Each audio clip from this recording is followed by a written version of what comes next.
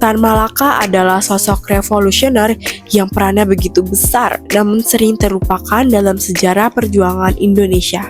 Ia dikenal sebagai pejuang, pemikir sekaligus penulis yang menggagas ide kemerdekaan jauh sebelum bangsa ini merdeka.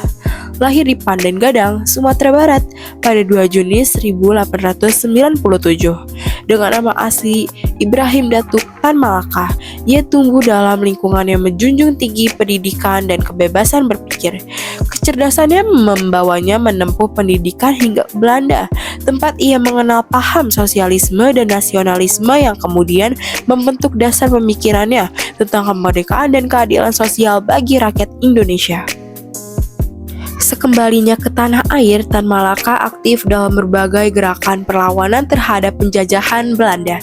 Ia mendirikan sekolah rakyat untuk mencerdaskan masyarakat, karena percaya bahwa kemerdekaan sejati hanya dapat dicapai melalui pengetahuan. Namun pandangannya yang radikal membuatnya diburu oleh pemerintah kolonial, hingga akhirnya hidup dalam pengasingan di berbagai negara.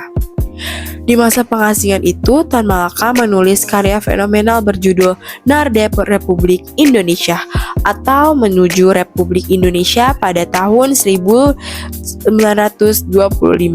Hingga melalui karya tersebut, ia menegaskan bahwa Indonesia harus menjadi sebuah republik, bukan kerajaan gagasan yang kelak menjadi dasar bentuk negara Indonesia merdeka. Selain itu, Tan Malaka juga menulis buku Madilog, Materialisme, Dialektika, dan Logika, yang berisi ajakan untuk berpikir secara ilmiah dan rasional.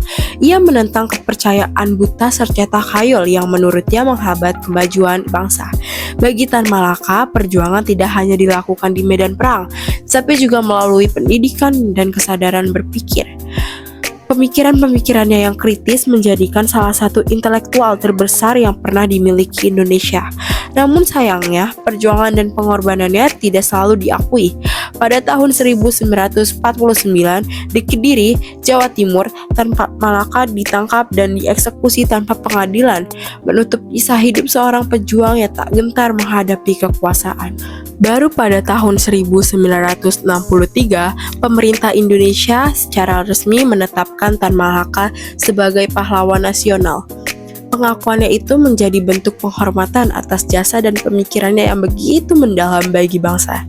Kini Tan Malaka dikenang bukan hanya sebagai tokoh sejarah, tetapi juga sebagai simbol keberanian berpikir dan kekuatan intelektual dalam memperjuangkan kemerdekaan.